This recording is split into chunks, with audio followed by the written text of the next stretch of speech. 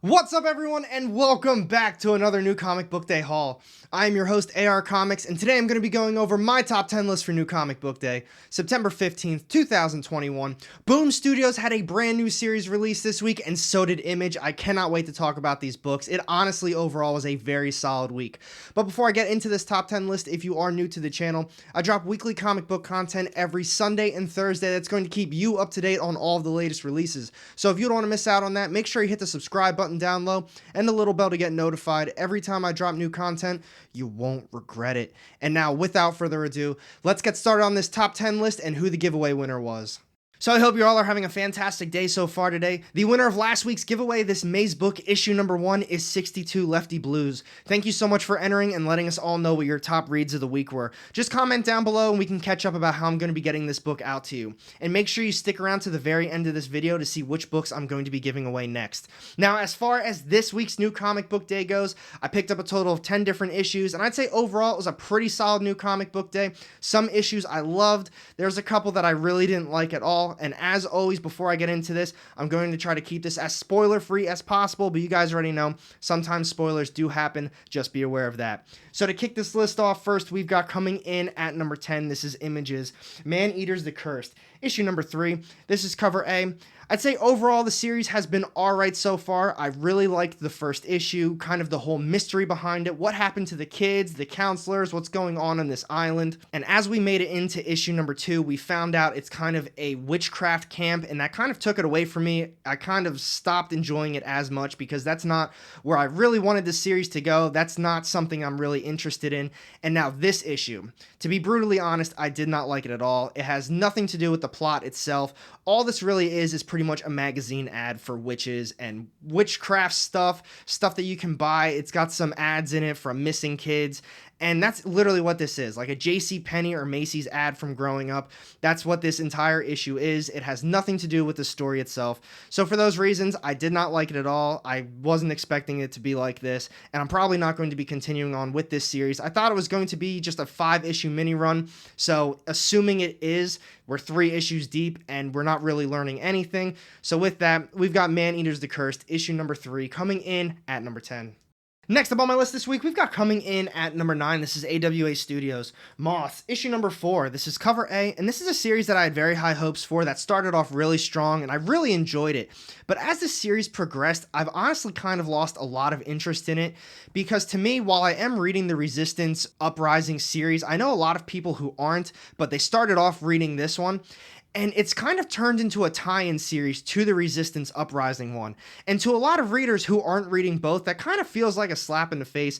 I understand it takes place in the Reborn world, but there's other series from AWA that also take place in the Reborn world. That's kind of its own standalone series, and I assume that's where this was going to be as well. And it's just kind of taken away from that, and as the series progressed to now issue 4, it almost feels as it's just strictly a tie-in with just a small subplot story to what's actually building in the Resistance Uprising series. So with that being said, if you haven't started on this series, I highly suggest waiting for a trade paperback and you can read it all at once. But this issue kind of picks up where the last one left off, and it's just Emily dealing with her powers. She's kind of learning to cope with everything and knowing that she's going to be dying in 6 months.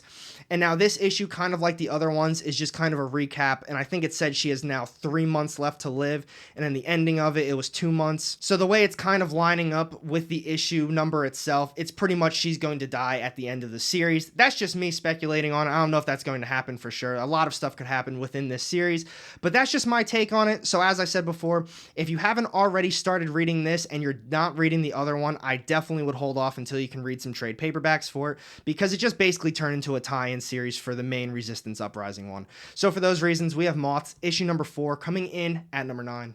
And next up this week, we've got coming in at number 8, this is Devil's Due Publishing, Trailer Park Boys, Bagged and Boarded. This is just a one-shot, this is cover D for it, and I'm not really going to be getting too into this one because all this consisted of was just a bunch of short stories. I believe there was 8 different short stories, and honestly, they were really good, especially if you're a Trailer Park Boys fan. Personally, I really like them.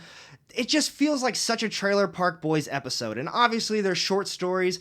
Me, my opinion of it, I wish they kind of cut out some of the other short stories and made it into maybe 2 or 3 that were just a little bit longer that they could have expanded on a little bit more. But with all of these short stories, all of the artwork is different. I really liked all of the artwork as well. It flowed very well with the story that they were trying to tell. The first one, just to get into it a little bit, is kind of just a typical episode. Ricky's up to his own shenanigans, and obviously he's going to get caught by the police.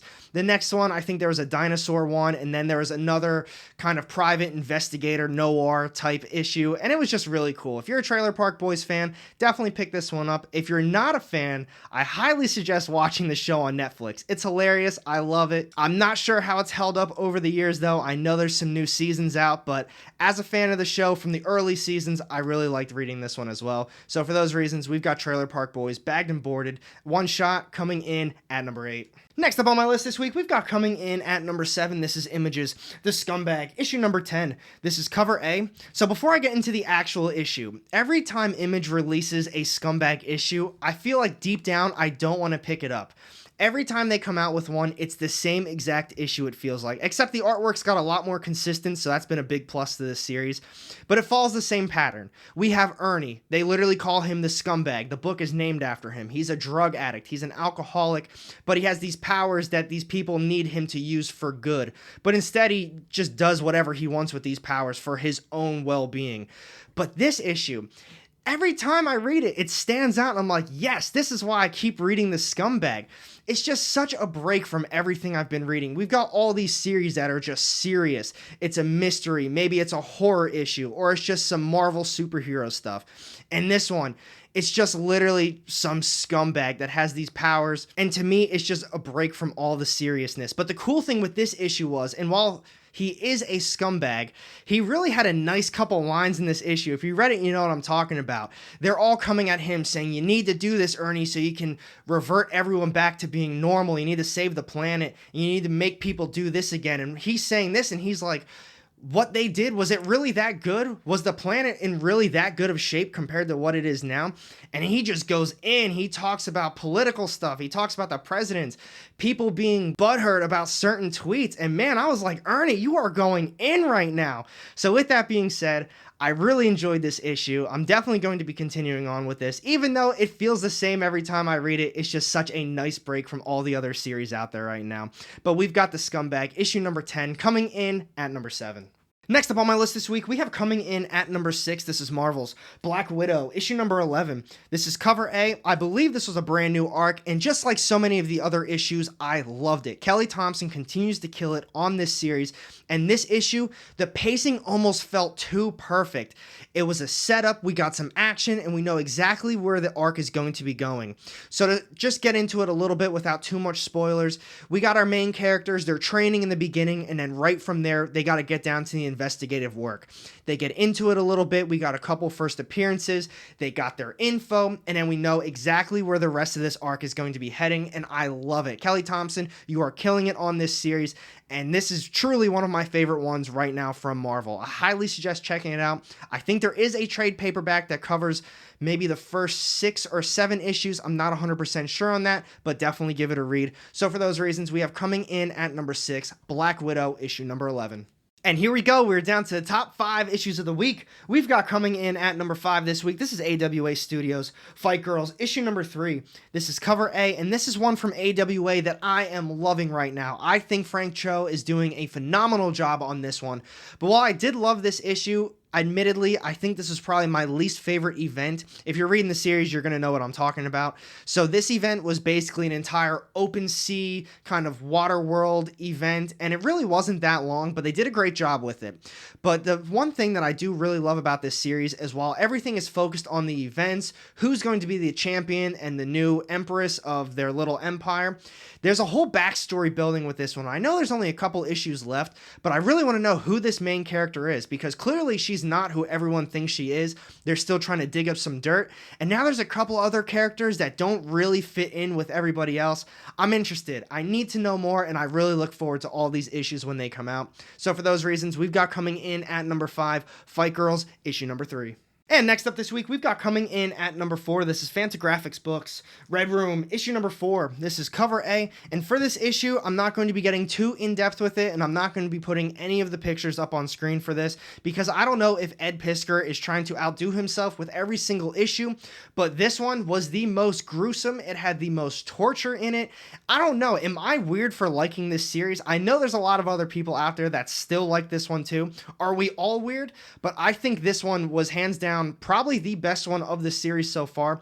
It was kind of split up into 2 separate stories, and then the ending of the second story really brought it all together, so the entire thing made a lot of sense. I really enjoyed it, but like I said before, this one had the most torture in it, and it was definitely the most gruesome. So let's talk about this one a little bit more down low, and seriously, are we all weird for still reading this series? Because Ed Piskor is absolutely killing it. I don't know where he's getting these ideas from, but we've got Red Room issue number 4 coming in at number 4. Next up on my list this week, we've got coming in at number 3. This is Boom Studios' brand new series, Maw, issue number 1. This is cover A, and when I was done reading this issue, I kind of thought to myself, what the hell did I just read? I really didn't know exactly what I was getting into. Well, I thought I did, but then after I read the issue, it was completely different than what I thought it was, and I really liked it. Because the whole point of this issue is really hitting a social aspect that a lot of people aren't really willing to talk about. You know, like women being sexually assaulted, and that's kind of the entire point to this issue. They're really hitting on that, and kind of how women aren't getting the right treatment when it does happen because people don't believe them. And like I said, when I was done reading this, I kind of felt a certain way, like, man, they're really talking about some important stuff right now. I didn't know what I was getting into with this series, but I'm really excited to see where they go with this.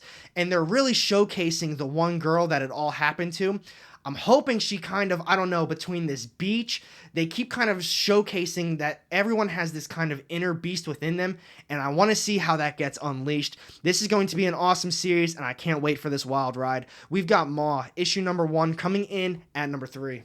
Next up, we've got coming in at number 2 this week, this is Marvel's Kang the Conqueror, issue number 2. This is cover A, and this is another series that just continues to be so much better than I expected to be. The first issue blew my mind. I absolutely loved it. This issue continued on that path, and it's just so good. I love the artwork, but the one thing to me that really stands out in this series, because obviously it's going to be really cool, there's a lot of action, it's Nathaniel Richards, specifically in this issue, going back in time, dealing with Rama Tut. We've got a little bit of Moon Knight action in there as well with Khonshu. I thought that was awesome. But the one thing that truly stands out to me is the narration from Nathaniel Richards in this one.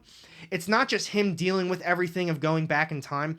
It's him talking about it from his point of view and everything that he's dealing with and just how he's experiencing it and how he's learning to grow from it. I love it. This is a must read for Marvel, and I don't talk about that a lot of times, but this one truly is fantastic so far. I'm upset that it's just going to be a mini run. At least I'm pretty positive it's just a mini run, but I'm hoping they continue on this path because honestly, so far with both of these issues, it just got better and better. So for those reasons, we've got Kang the Conqueror, issue number 2, coming in at number 2. And here we go. We're down to my top read of the week. We've got coming in at number 1 this week. This is Image's brand new series. We've got Primordial, issue number 1. This is cover A. And now before I get into this issue, I'm going to be honest, I might be a little biased. I love Jeff Lemire's writing, and when you have an issue like this where it's Jeff Lemire teamed up with Andrea Sorrentino, in my mind, I automatically think this is going to be a hit issue, and honestly, I think it was. I loved it, and immediately as I started reading it, I got Gideon Falls vibes, and I love that series too. One of my favorite ongoings from Image. I'm sad it's done with, but you need to check that one out, and I talked about that with May's book last week. I thought it gave me a little bit of Gideon Falls vibes, just a little different, but as soon as I cracked this one opened, the artwork with the storytelling, it's exactly what I thought it was. So to get into this a little bit without completely spoiling it, we've got our main character. He gets assigned a mission that he's kind of overqualified for. He talks about being upset once he got there. He thought it was going to be different, but he stumbles upon some notes, and the space mission didn't exactly go the way that everyone was told it went. Something changed a little bit from there, and now he's starting to think that, what's with these notes? Either something is wrong or someone's not telling us something that happened. And then from there, we got the big mystery that this series is going to be. I loved it. And when I say it gave me Gideon Falls vibes, it didn't give me the horror vibes that one just spit out right away. Nothing like that. But this is going to be an awesome mystery, and I can't wait to see what that team can do with that series. So with this, we've got Primordial, issue number 1, coming in at number 1. So what do you guys think about this week's New Comic Book Day? I'd say overall it was a pretty solid week. There were some issues I really didn't like that much, but the ones that I did enjoy, I truly did love. But you know what time it is? Time for the giveaway.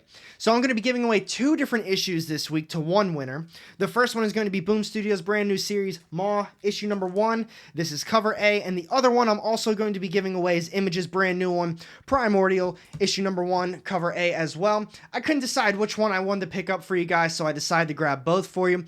All you have to do is make sure you're subbed up to the channel and comment down below what your favorite issue was of the week, and then in next week's top 10 list, I'm going to be announcing the winner at the beginning of the video. But like I said before, let me know down below in the comment section what your favorite issue of the week was, and we could talk about some of the other comics as well. And thank you for watching this video. If you did enjoy it, make sure you hit that thumbs up button, and if you don't want to miss out on any of my upcoming content, go ahead and hit that subscribe button down low and the little bell to get notified every time I drop new content. You won't regret it. And I've got 2 more videos sitting off to the side here with more of my comic book content. Click on one of those and I'll see you in the next one. Have a great day.